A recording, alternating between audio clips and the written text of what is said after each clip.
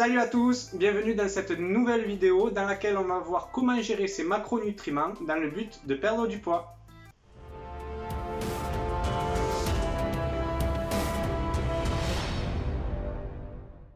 Alors cette vidéo fait suite à la vidéo des calories où on traite les calories dans le but de perdre du poids. Si vous ne l'avez pas vue, allez la voir car c'est la notion la plus importante et la notion de base pour comprendre tout le reste. Donc n'hésitez pas à aller la voir, je mets le lien en description. Alors les macronutriments, à savoir protéines, glucides et lipides, comment les gérer dans le but de perdre du poids? Tout d'abord, on va voir que chaque macronutriment est important au bon fonctionnement de l'organisme et qu'il faudra juste adapter la bonne quantité de chacun d'eux. Les protéines.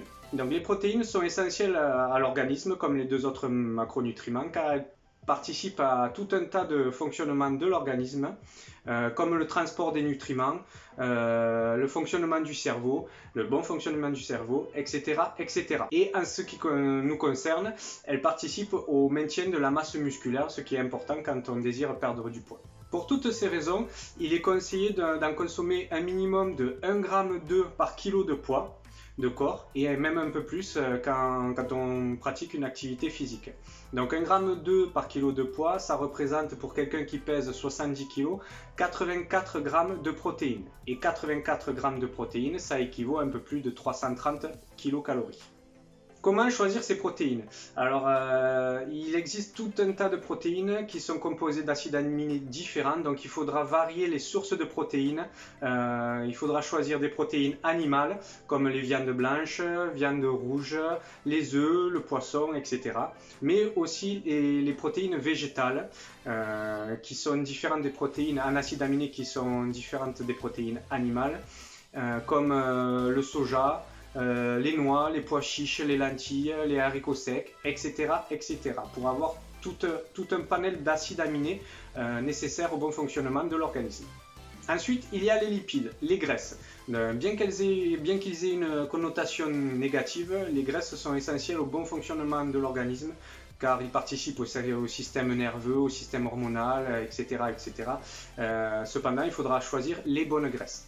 Il faudra ajuster la quantité au plus juste car 1 g de lipides, on sait que ça équivaut à 9 calories, donc ça peut très vite monter les calories. Et en règle générale, on part sur une base d'1 g par kilo de poids, ce qui correspond pour quelqu'un qui pèse 70 kg à 630 calories. Donc comment les choisir? Il faudra éviter les graisses de type saturé et privilégier plutôt les graisses type huile d'olive, noix, mais aussi des poissons dits gras comme le saumon, le maquereau, les sardines, etc., etc. qui sont riches en oméga 3. Et enfin les glucides, donc ce sera sûrement le macronutriment à limiter quand on veut perdre du poids.